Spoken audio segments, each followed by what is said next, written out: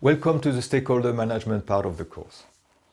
So in project management, there's a lot of stress on delivering on time and on budget. But for me, the project is not a success if at the end of the project, you have stakeholders that are unhappy. It doesn't matter who it is. For me, it's not a success.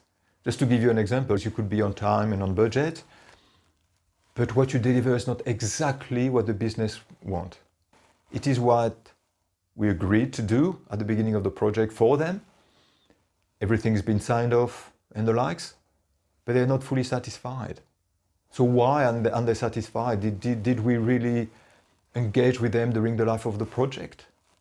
Some project managers really don't like to engage too much with the business and ask them how they are and if they are happy with what we are doing, because they are concerned that the business will come and say, oh, actually, I'm not really happy with that, and the project managers would then have to do a lot of work to include this.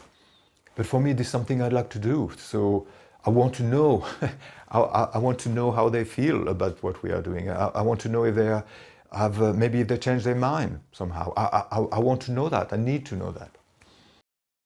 So in order to quote unquote track our stakeholders, we need a tool. So there's a tool that is commonly used.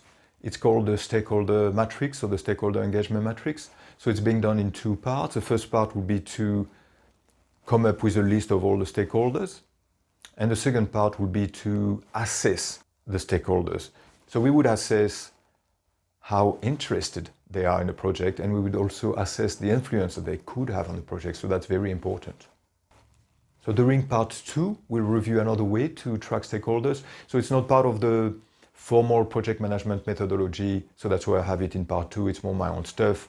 It's part of the framework that I have created. It's actually a tool that I've created and that I'm using that has served me very well over the years. So I just like to suggest it as well as another way for you to quote unquote track stakeholders.